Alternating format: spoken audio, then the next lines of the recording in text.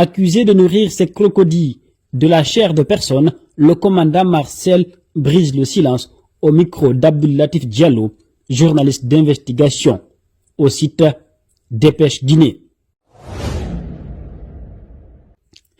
Jugé pour sa participation présumée aux événements du 28 septembre perpétrés au stade du même nom en 2009, le commandant Marcel Guilavogui, qui rejette en bloc et de façon cohérente sa participation à cet événement, fait l'objet de plusieurs dénonciations.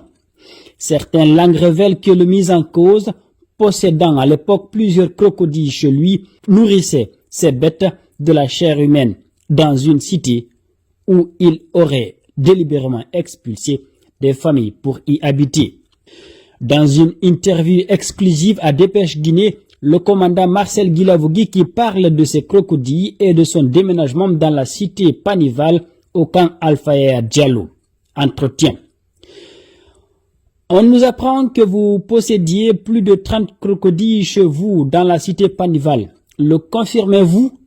Je n'avais pas 30 crocodiles. J'avais plus ou moins 6 à 7 crocodiles, dont 3 adultes et des petits qui étaient dans un bassin que j'avais aménagé pour eux. Ces crocodiles adultes même mangeaient des petits crocodiles quand ils avaient faim parfois. C'est seulement les crocodiles que vous éleviez chez vous? Non, j'avais d'autres animaux que j'élevais. J'avais au moins 15 chimpanzés, une tortue géante, des pitons, etc. Je suis un amoureux des animaux. Alors comment vous vous êtes procuré tous ces animaux? Bon, au camp Alpha Yaya, les gens savaient mon amour pour les animaux, donc on me les envoyait à chaque fois et je payais. Alors dites-nous, comment vous nourrissiez vos crocodiles? Mes crocodiles étaient nourris de poissons et de la viande de bœuf. Une de vos voisines vous accuse que vous nourrissiez vos crocodiles de la chair de personnes, des personnes qui décédaient de maltraitance au camp Alpha Yaya Diallo. Mais c'est méchant, le Guinéen est méchant. Comment pourrais-je faire une telle chose au camp, devant tout le monde? Donner de la chair de personne à mes crocodiles?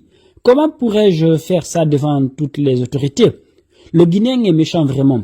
Ils sont en train de payer les gens pour raconter n'importe quoi sur moi. Les soldats qui payaient la viande pour les crocodiles sont là. Vous pouvez leur demander. Je vous dis que c'est le même montage qui continue. On vous accuse également d'avoir délogé 2 familles à la cité Panival après la prise du pouvoir par le CNDD pour vous y installer. Pur mensonge. Quand j'ai quitté Koloma, près des rails, après un préavis, je travaillais au camp Alpha Yaya Diallo comme secrétaire de l'officier de garnison, sans grade. Quand je suis venu, j'ai posé le problème à mes chefs. Ils m'ont dit, comme tu as ta petite famille, il y a une chambre ici, il faut déménager là-bas en attendant, avant qu'on ne te trouve une maison. Je suis resté dans cette chambre en créant un petit cabaret à côté. C'est là-bas que je résidais jusqu'à la prise du pouvoir. Après la prise du pouvoir, la représentante des femmes militaires au camp avait déjà perdu son mari. C'est ainsi qu'elle a décidé de partir dans sa maison que le général Conté avait construite pour elle. Il y avait un autre lieu qui était vide aussi. Quand j'ai commencé à aménager la maison, Tchekboro est venu me dire que c'est lui qui doit être là-bas.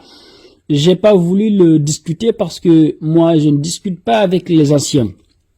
C'est cette dame qui m'avait dit de venir aménager là où elle était parce qu'elle voulait aller dans sa maison.